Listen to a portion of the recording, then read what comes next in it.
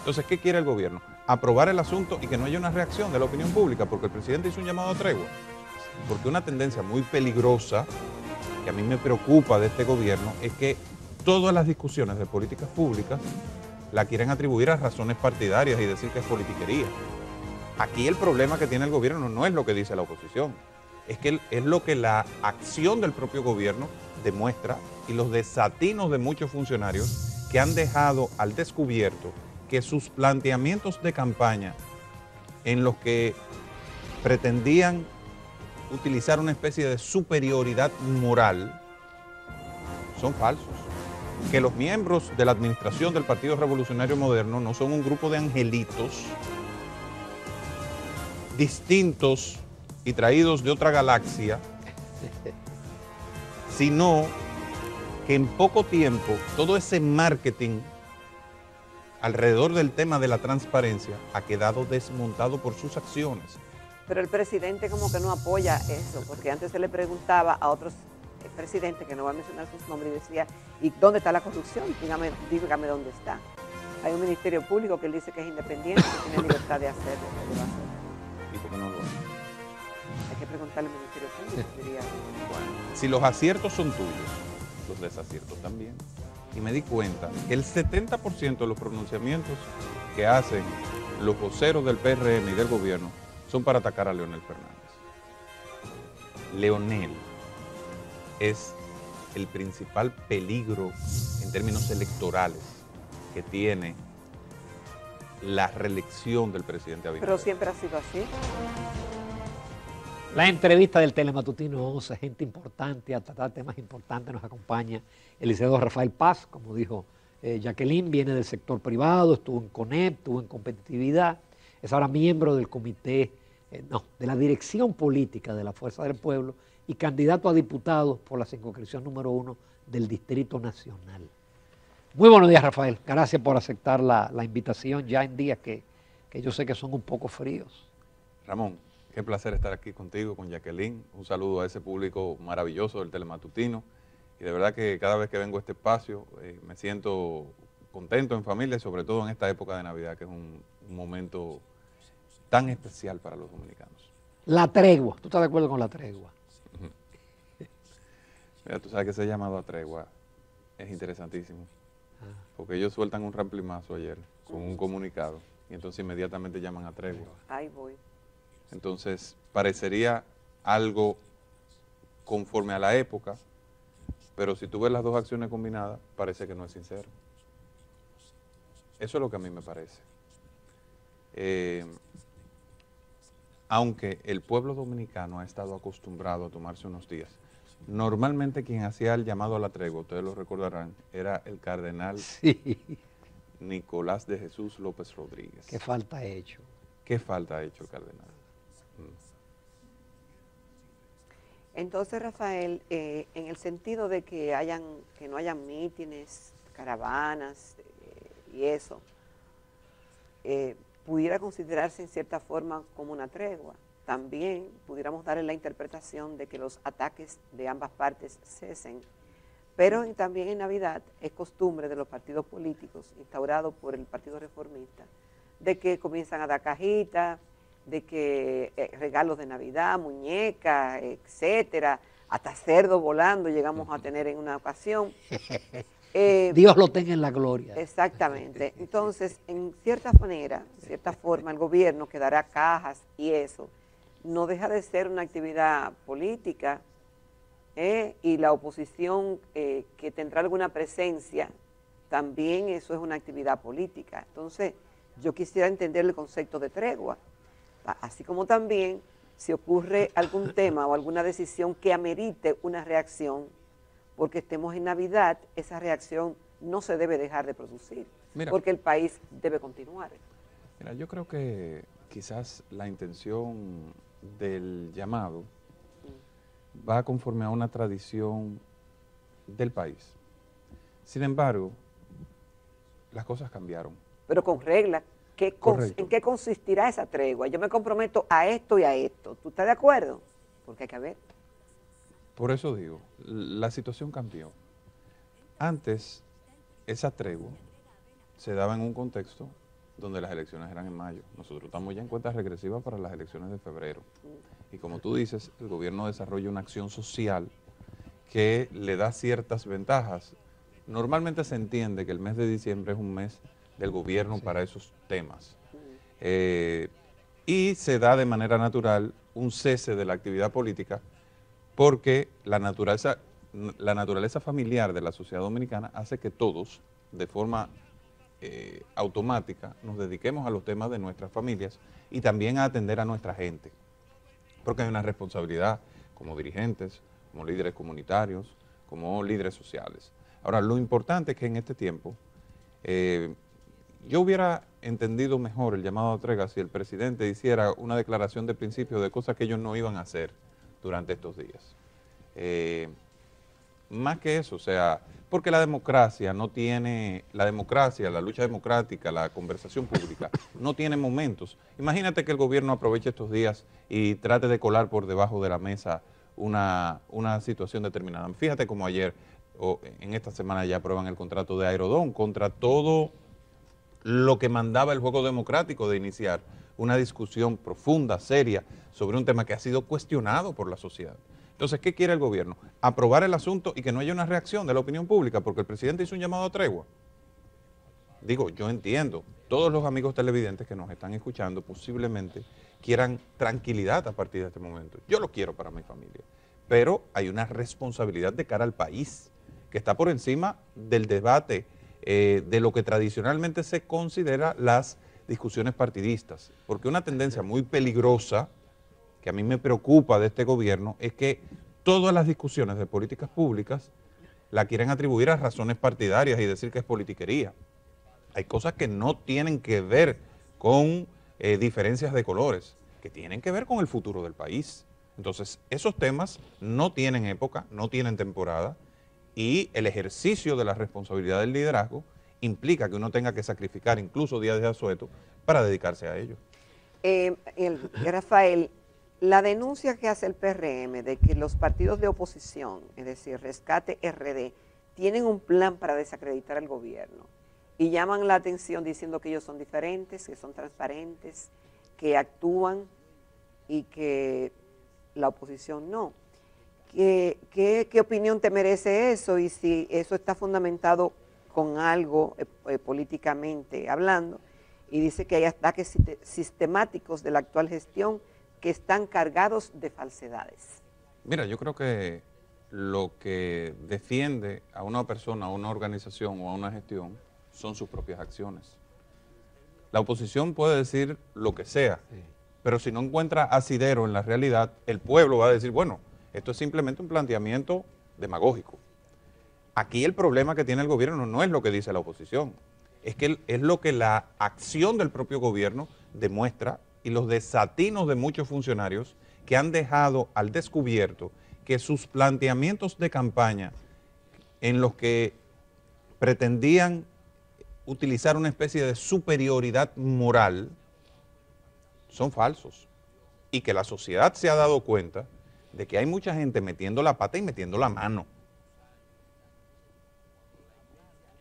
Que los miembros de la administración del Partido Revolucionario Moderno no son un grupo de angelitos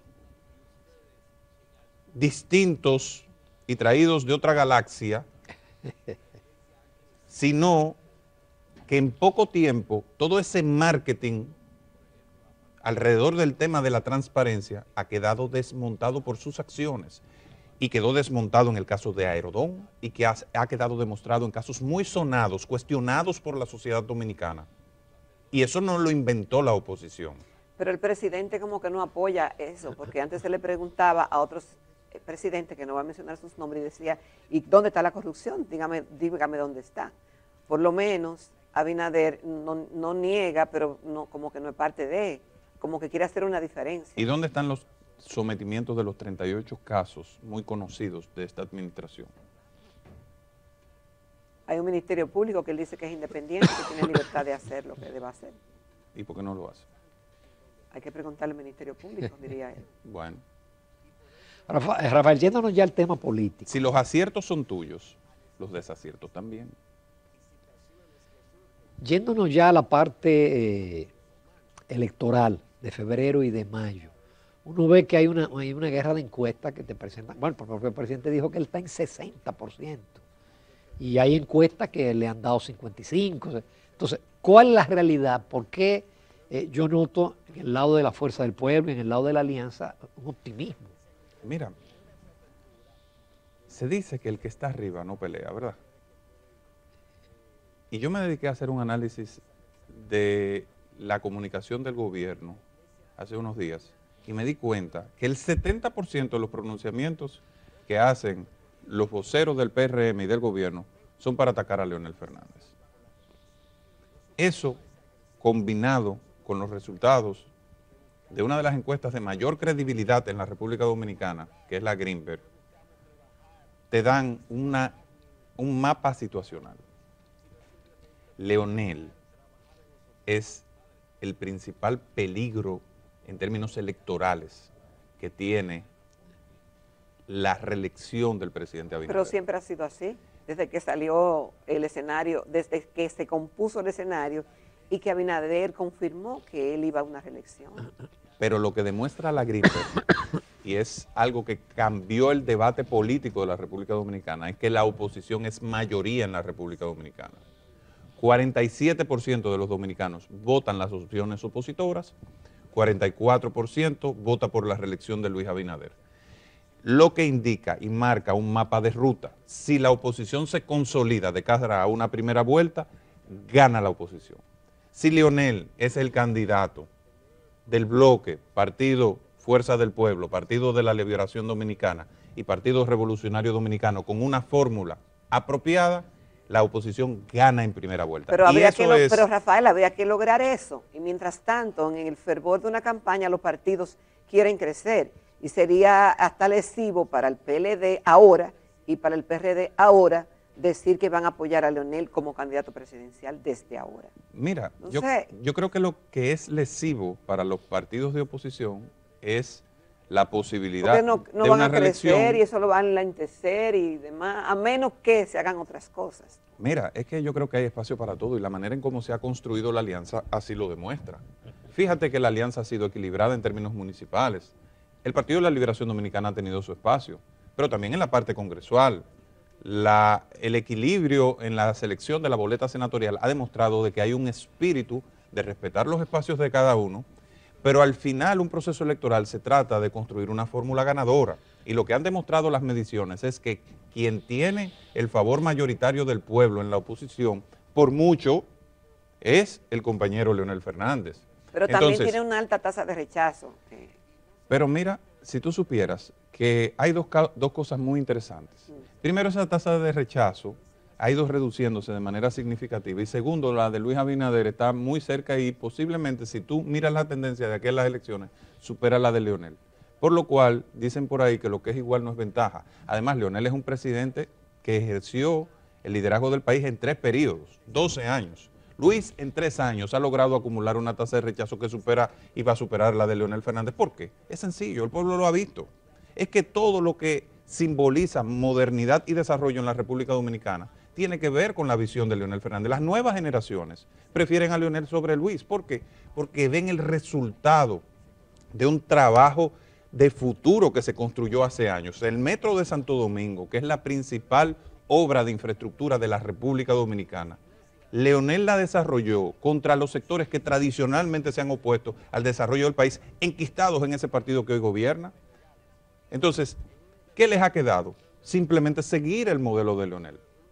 Entonces, nosotros ahora, con una nueva generación en la Fuerza del Pueblo, en el Partido de la Liberación Dominicana, en el Partido Revolucionario Dominicano, con Leonel liderando el proceso y esa generación también que ha aportado muchos éxitos, vamos a construir un proceso que va a llevar a la República Dominicana a un próximo nivel. Y de eso se va a tratar estas elecciones. Miren lo que está ocurriendo, por ejemplo, en el caso del sector eléctrico.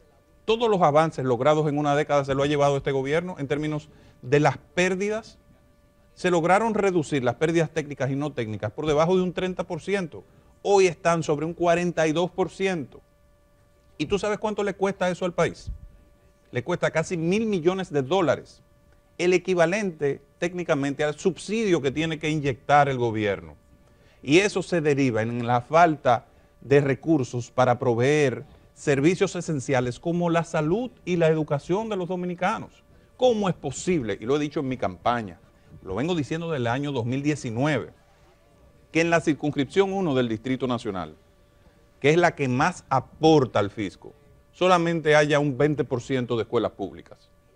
8 de cada 10 niños tienen que ir obligatoriamente a un centro privado, porque no existe la infraestructura ni el modelo, porque puede sustituirse infraestructura por un voucher, por ejemplo, para que los ciudadanos de esta circunscripción tengamos acceso a una educación pública, gratuita y de calidad como manda la Constitución. Esos son los retos de la República Dominicana de hoy. Y por ineficiencias como la del sector eléctrico, que debió tener pérdidas por debajo de un 20 hoy. ¿Por qué? Porque este gobierno firmó el pacto eléctrico al principio de la gestión, que lo había saboteado al cierre de la gestión anterior. Y ese pacto eléctrico implicaba unos compromisos que este gobierno suscribió y luego no cumplió. Entonces, eso es lo que ha visto el pueblo dominicano. Esas son las acciones que están desacreditando a esta gestión, no lo que diga la oposición. El problema no es que yo lo diga aquí, señor presidente. El problema es que la gente lo ve en la calle, que la gente lo siente en sus bolsillos, que los dominicanos están sufriendo por las ineficiencias en los servicios públicos. ¿O fuimos nosotros los que dejamos deteriorar el servicio de pasaportes? ¿O los que dejamos deteriorar el 911? No fuimos nosotros, no fue lo que dice la oposición. Es lo que hace y lo que no hacen los funcionarios del gobierno con su ineficiencia, salvo honrosas excepciones.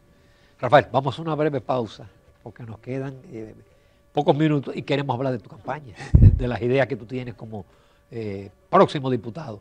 Volvemos en unos minutos con Rafael Paz.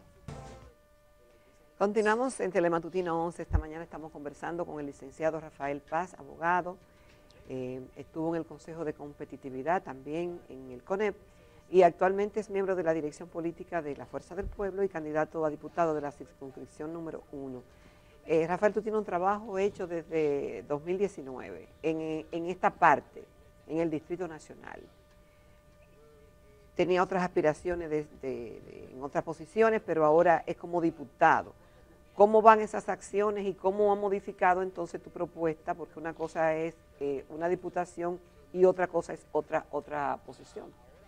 Mira, habemos personas que no estamos en política detrás de un cargo particular, sino en la construcción de un espacio político y con el propósito de que nuestras ideas se conviertan en políticas públicas y de que esas políticas públicas se conviertan en transformaciones positivas para la vida de la gente.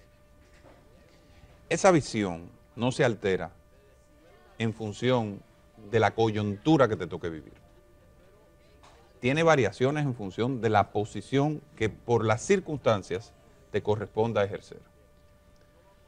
Un senador y un diputado tienen las mismas funciones. Al final es un tema de peso electoral de la posición, pero en términos funcionales son las mismas atribuciones, salvo en la designación de 2 o 3 órganos. Por ejemplo, la Cámara de Cuentas, quien propone la terna para su designación en la Cámara de Diputados y quien designa es el Senado. El Senado confirma a los embajadores y la Cámara de Diputados no lo hace, pero los diputados someten proyectos de ley, tienen facultad de fiscalización y representan a su territorio. En el caso nuestro, nuestra vocación siempre ha sido ser una voz para los capitaleños y una voz para el país. Nosotros hemos venido construyendo un plan para la República Dominicana y para la capital desde hace más de 6 o 7 años. Y ese plan se ha concretado en una propuesta que se denomina Plan Esperanza. Son 7 propuestas para la transformación de la capital y de la República Dominicana. Incluyen 3 proyectos de ley, una propuesta de fiscalización y 3 de representación. Los proyectos de ley, el primero es un proyecto de ley de capitalidad. La capital necesita una nueva gobernanza que le permita gestionar 3 temas sumamente complejos, donde se necesita una gran colaboración entre el gobierno y el ayuntamiento. Para eso hemos propuesto esta ley de capitalidad DN sostenible y competitivo, que implicará nuevos mecanismos para gestionar el tema del tránsito, el tema de la seguridad y lo relativo al drenaje pluvial. Nosotros estamos proponiendo, por ejemplo, tomar el impuesto a la propiedad inmobiliaria, por el cual el gobierno recauda aproximadamente 5.000 millones de pesos, de los cuales el 60% lo pagan los capitaleños, casi 3.000 millones, para que ese flujo sea utilizado para financiar en los próximos 30 años el drenaje pluvial, que tiene un costo, el de la capital, de aproximadamente 1.000 millones de dólares, y el 70% de este impuesto que ya se cobra y que lo distribuye el gobierno en el presupuesto general de la nación, para resolver este problema en alianza público-privada a través de un fideicomiso gestionado o cogestionado por el ayuntamiento, donde también participa el sector privado y el gobierno, y pueda recaudarse esta suma que se necesita, y en un plazo de 8 años tener toda la infraestructura del subsuelo del Distrito Nacional, que incluya el alcantarillado pluvial, el alcantarillado sanitario, el alcantarillado de servicio y el soterramiento de los cables de electricidad, de telefonía y crear ¿Y hay con qué? infraestructura de gas.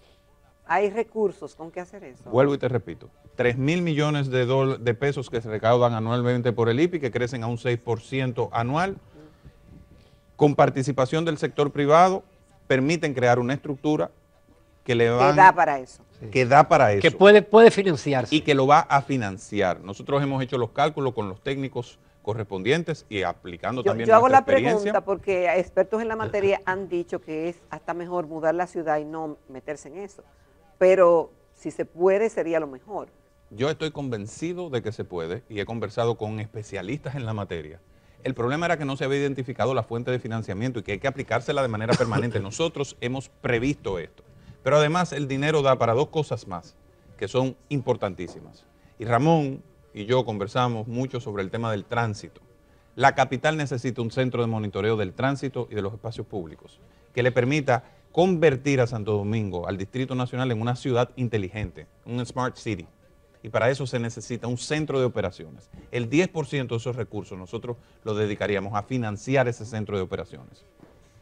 Y el otro 15%... Pero para ver lo mal que está, si no se cumple la ley de tránsito, si no se aplican las sanciones y si no se toma ninguna medida, observar lo mal que está. Pero es que no es un tema de observar, es un tema de coordinar el movimiento. Es que una ciudad tiene que tener una lógica de funcionamiento y no pueden ser 3 DGCET con un radio diciendo, dale para adelante aquí.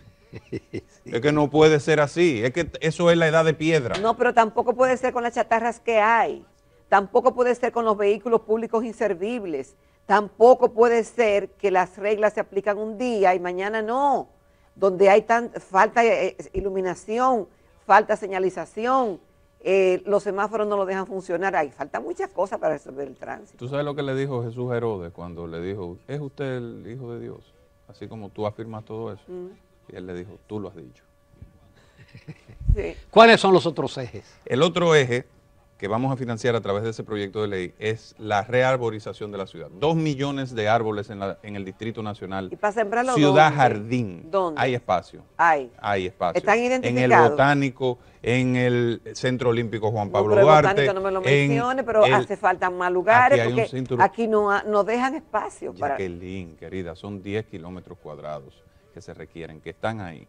El problema de la impermeabilización de la ciudad, que genera todas las inundaciones que tenemos en la circunscripción 1, es por la falta de árboles. Sí. Y además eso genera otro problema, la sensación térmica, que tenemos que trabajar eso y en la calidad del aire en el Distrito Nacional. Por eso estamos incluyendo el financiamiento de ese proyecto que denominamos Ciudad Jardín. El otro proyecto de ley tiene que ver con una experiencia larga que tenemos en la lucha contra la burocracia. Se llama RD más simple. Es la continuación de aquello que iniciamos en el Consejo de Competitividad y busca reducir la carga burocrática, es decir, la cantidad de papeles y de costos que tiene la economía, que se llama el costo social de los trámites, de un 5% del Producto Interno Bruto que está actualmente, según la medición que nosotros hicimos en el gobierno, 295.000 millones de pesos, a un 1.5% del PIB, es decir, restarle a eso más de 250.000 millones de pesos en carga burocrática para dinamizar la economía.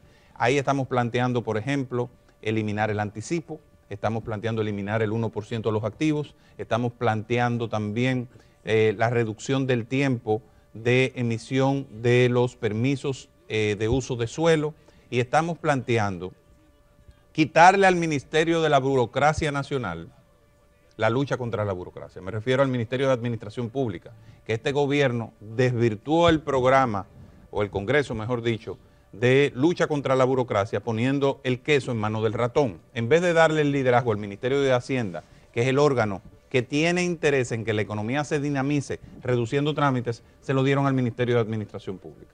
Y le quitaron las facultades al Consejo de Competitividad de liderar el asunto. Nosotros estamos proponiendo que el Consejo de Competitividad se convierta en un instituto de competitividad y mejora regulatoria para liderar técnicamente la lucha contra la burocracia. Qué pena no tener más tiempo, vamos a tener que invitar pronto, pero interesante y no cabe duda que es un gran expositor y un gran vocero. Gracias. Muchísimas Rafael. gracias, Rafael Paz. Nos vamos a comerciales.